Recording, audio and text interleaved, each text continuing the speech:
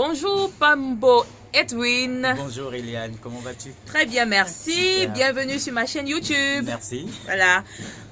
Vous êtes secrétaire général de l'association Page Blanche pour ton histoire. Exact, c'est parfait. Et Page Blanche pour ton histoire lutte contre le VIH-Sida Oui, en milieu LGBT. exact, oui. PS qui signifie professionnel du sexe, ça vous allez nous expliquer après. Et ensuite le milieu carcéral. Exact. D'accord. Vous êtes citoyen gabonais. Oui, oui. Eh bien, je vous remercie déjà d'avoir accepté mon invitation à vous exprimer via les réseaux sociaux YouTube sur la question de la santé sexuelle VIH-Sida. Déjà à l'entame de notre entretien, pourquoi Page Blanche pour ton histoire? Super, c'est très bien.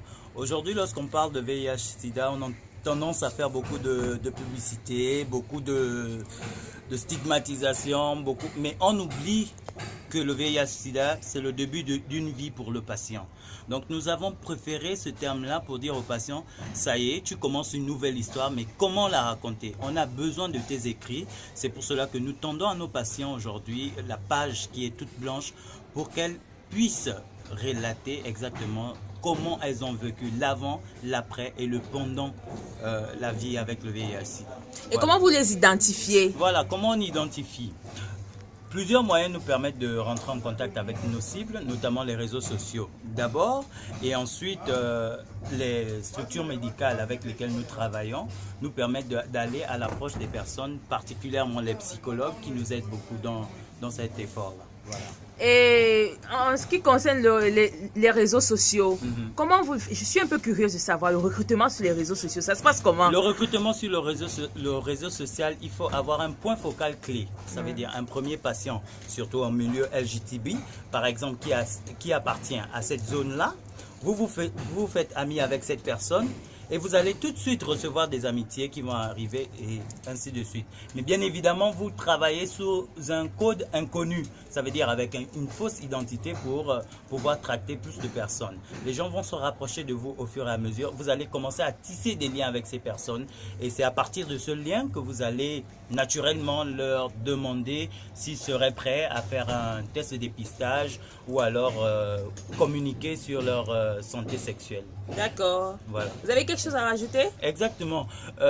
On a également des personnes clés, des personnes ressources qui nous permettent d'adhérer ou d'aller vers des soirées privées, par exemple. C'est l'un des points focaux sur lequel on s'appuie pour toucher notre cible. Voilà. Bon, Edwin. Oui, Eliane? Pour dépoussiérer un peu ce discours, D'accord. question de curiosité. Est-ce que vous-même vous êtes LGBT? Non, mais j'ai des amis LGBT. Et comment se passe votre relation? Il n'y a aucun complexe entre nous, d'abord, il faut le dire. Il n'y a aucun complexe entre nous parce que je suis quelqu'un d'assez libéral. Voilà, je crois aux opinions des autres, j'accepte les autres dans leurs différences. Et c'est peut-être ce qui fait ma force ou ma faiblesse, dépend de la personne qui juge. Voilà. D'accord. Vous êtes gabonais. Exact. L'Afrique centrale. Oui. Et le pays d'à côté, le Cameroun, condamne fermement cette pratique. Qu'en est-il au Gabon? Au Gabon, actuellement, il y a ce que l'on appelle un vide juridique en matière d'homosexualité. Ça veut dire que les homosexuels ne sont pas condamnés. Mais il n'en demeure pas moins que les mœurs réprimandent vraiment de manière drastique l'homosexualité. Le Gabon est un pays assez libéral, donc la loi ne s'est pas appuyée dessus pour créer un cadre législatif qui puisse réprimander cela. Par ailleurs, le code civil gabonais réprimande toutes les personnes susceptibles d'entraîner la mort, c'est-à-dire en introduisant des substances illicites qui pourraient porter atteinte à la personne X. En l'occurrence, le spermatozoïde infecté de VIH. Ceci est condamnable.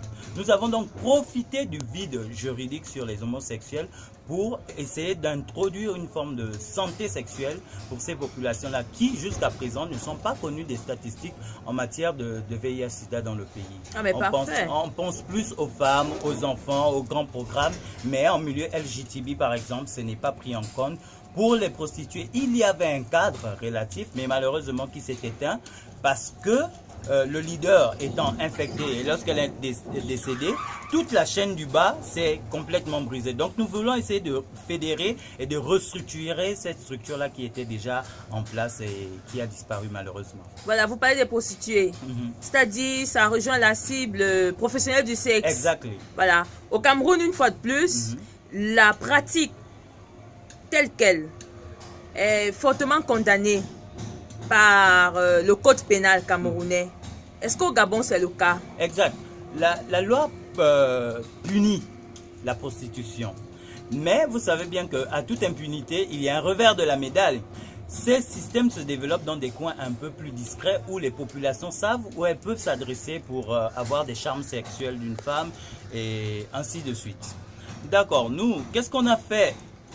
On n'a peut-être pas contourné la loi, mais on a essayé de prendre le problème dans sa globalité. Aujourd'hui, on parle de VIH-Sida. Et s'il faut attaquer le VIH-Sida, il faut viser particulièrement les personnes qui sont en contact permanent avec le sexe. Donc les prostituées font partie intégrante de notre source pour leur apporter la bonne information au bon moment et peut-être éviter que la courbe, parce que je ne l'ai pas dit au départ, c'est 4% quand même de prévalence au Gabon. C'est un taux super élevé. Pour tout le Gabon, 4%. 4%, c'est énorme. Au pour une Sénégal, population de... d'1 million à peine, c'est énorme. Au Sénégal, on est autour, si je prends l'exemple, de 0%. Pourquoi pas le Gabon?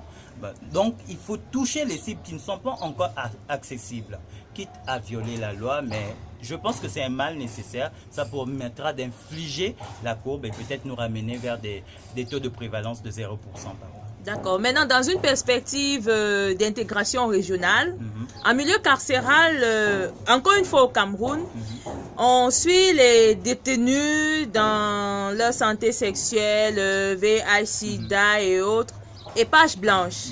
C'est quoi votre activité en milieu carcéral? Page blanche aujourd'hui se trouve limitée par des autorisations administratives, il faut le dire. Pourquoi? Voilà. Le temps de création d'une association dépend beaucoup du ministère de l'Intérieur. Et le temps d'avoir la validation, ça peut prendre 1 ou 2 ans. Mais on ne peut pas dormir sur nos lauriers.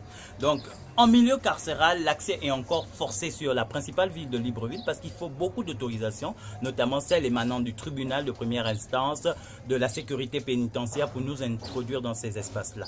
Par ailleurs, page blanche à l'intérieur du pays, prenant la ville d'Nkoulamoutou, réussit à mener des campagnes de sensibilisation auprès des populations carcérales par des moyens de dépistage uniquement. Il n'est pas question d'aller distribuer des préservatifs, ce n'est pas prévu par la loi, mais la sensibilisation marque énormément. Et surtout, accompagner les personnes qui sont déjà malades en leur apportant le traitement. Voilà. Vous dites bien, il est interdit par la loi de distribuer les préservatifs au Gabon. En milieu carcéral. Ah, en milieu carcéral. Exact. Ah, d'accord, voilà. Ok. C'est très clair la précision, voilà, sinon il fallait on va... apporter cette précision-là. Sinon, le préservatif, il est offert à tout le monde. Mais le petit bémol qu'on peut encore mettre, c'est qu'il n'y a pas de points de ravitaillement gratuits. Il faut payer 25 francs. Deux fois, les gens sont sur le feu de l'action. Ils n'ont pas 25, qu'est-ce qu'ils font? Ils le font sans préservatif et par conséquent, ils augmentent les risques. Okay. Voilà. Edwin, vous êtes une fois de plus, je vais le rappeler, je ne cesserai jamais de le rappeler, ressortissant du Gabon. Et on sait que le Gabon a une certaine réticence allant dans le sens de faciliter l'intégration dans la sous-région CEMAC. Eh bien, vous, en tant que jeune citoyen leader engagé dans votre communauté, quelle est votre lecture? Quelle lecture vous faites de cette réticence-là du gouvernement gabonais de prêter le flanc à l'intégration sous-régionale?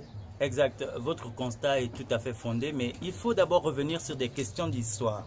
La culture gabonaise s'est longuement figée sur une culture faite de vivriers, que le Gabon était le vivrier de la sous-région où tout le monde pouvait venir prendre son coup et partir, ne pas investir. Les populations se sont donc érigées sur ce facteur historique pour être un frein particulier à la question de l'intégration. Mais aujourd'hui, ce débat ne doit plus être d'actualité parce que la meilleure réussite d'avancement dans le développement, c'est l'intégration. On a le cadre, par exemple, de la CEDEAO qui a parfaitement réussi son intégration et dont les ressources circulent à travers les différentes personnes, les différents États, je vais dire. Il y a également la libre circulation des personnes. Mais l'intégration ne pourrait être que bénéfique pour nos États. Ça nous permettra non seulement d'échanger entre nous, mais également de gagner en visibilité. Pourquoi pas de s'asseoir comme étant des leaders en Afrique. Nous ferions mieux de travailler dans ce sens et d'appliquer les accords que nous avons déjà en papier, de les mettre en pratique simplement pour que l'intégration au milieu de l'Afrique centrale puisse être une réussite, mais une réussite parfaite et qui pourrait dépasser encore toutes les frontières de celles que l'on connaît déjà.